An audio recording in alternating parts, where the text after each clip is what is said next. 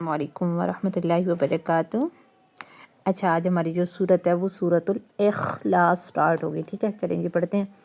اعوذ باللہ من الشیطان الرجیم۔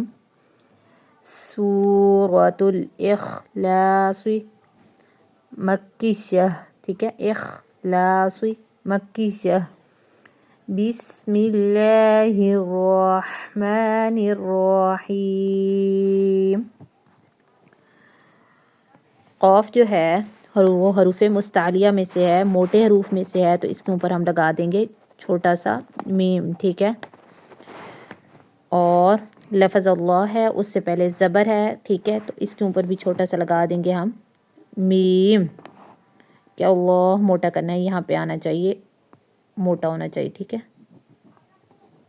اور دال جو ہے وہ حروف قلقلہ میں سے ہے، اس لیے دال پہ قلقلہ کریں گے، اس لیے قاف کے اوپر اچھا قلقلہ، دال کے اوپر قلقلہ لگا دیا ہے، ٹھیک ہے؟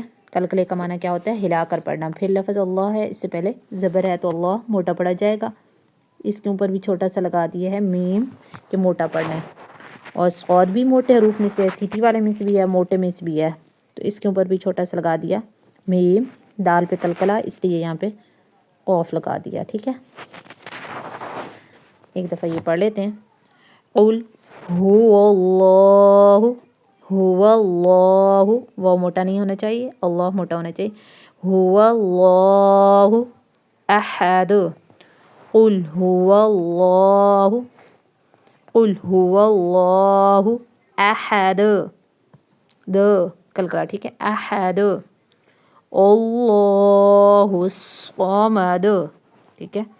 اللہ الصمد۔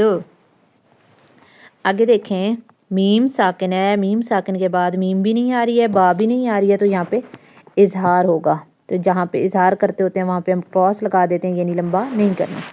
پھر دال قلقلہ ہو رہا ہے تو یہاں پہ ہم چھوٹا سا قاف لگا دیں گے کہ بھائی ہلا کے پڑھنا ہے۔ پھر دیکھیں میم ساکن کے بعد با بھی نہیں آ رہی ہے، میم بھی نہیں آتی ہے، تو اظہار ہوگا، ہم کراس لگا دیں گے کہ یہاں پہ لمبا نہیں کرنا ہے۔ پھر یہ دیکھیں واو ساکن ہے، اس سے پہلے کیا ہے؟ پیش ہے، تو واو مدہ ایک الف کے برابر کھینچ کے پڑھنا ہے۔ دال ساکن ہے تو دال پہ کیا ہوگا؟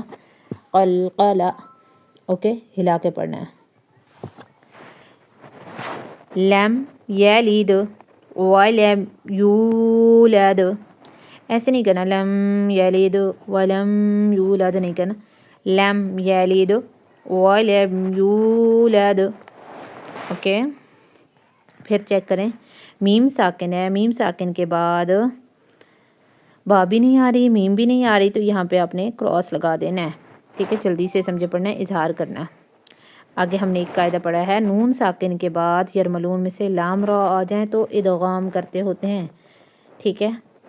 تو نارملی ہم یہ یاد رکھ لیتے ہیں۔ ایک اور قاعدہ ہم نے قاعدے پہ پڑھا تھا کہ مشدد حرف ہو، اس سے پہلے ساکن ہو، تو ہم نے ساکن حرف کو نہیں پڑھنا ہے، ٹھیک ہے؟ تو اس پہ کراس لگا دیا کہ ہم نے یہاں پہ ملانا ہے کاف لام پیش کل، اوکے؟ نون کو نہیں پڑھنا۔ تو وَلَمْ يَكُنْ لَهُ، ایک الف کے پہ برابر لمبا ہوگا نا، یہ کھڑا زبر ہے، ایک الف کے برابر لمبا ہوتا ہے۔ کوفون، دو زبر ہیں، دو زبر کے بعد کیا ہے؟